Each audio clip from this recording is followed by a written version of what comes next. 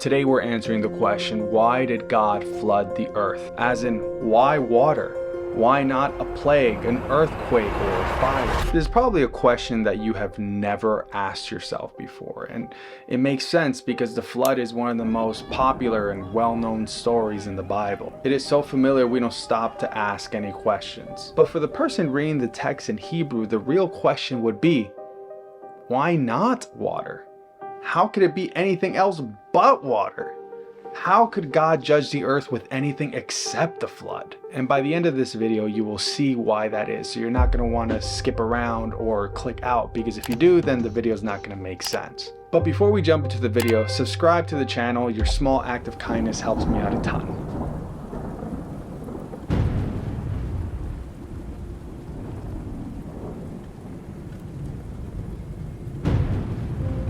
Why did God flood the earth?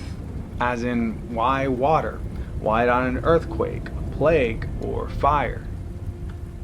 The reason is because none of those forms of annihilation would have fit the narrative of Genesis or its theological significance. But in order to understand the flood story, we need to revisit the creation story, because both stories use the same language.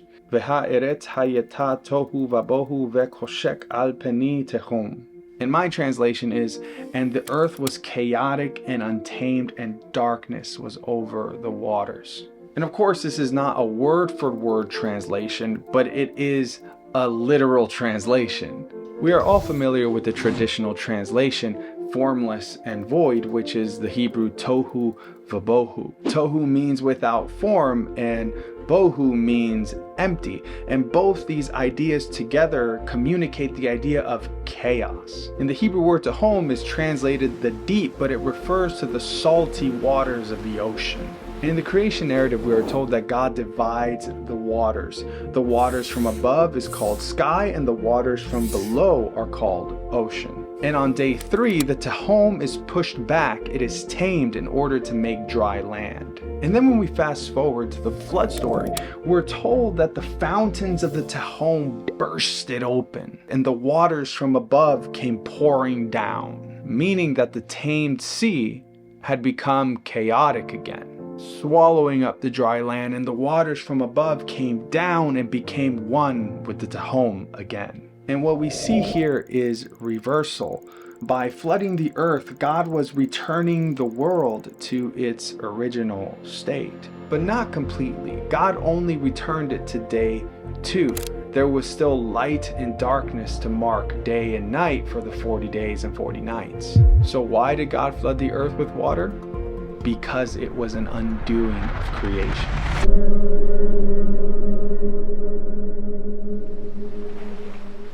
The theological significance of reversal should not be missed. Death is reversal. In the book of Jeremiah, the prophet has a vision of God's judgment of Israel, and he says, I looked on the earth, and behold, it was without form and void, and to the heavens, and they had no light. The Hebrew behind without form and void here is just like in the creation story. It is tohu vabohu, which is the state of the earth before God started creating, which is why the prophet sees no light. The poet does not use a plague, a fire, or an earthquake, because none of this communicates the devastating effects of reversal, creation reversal.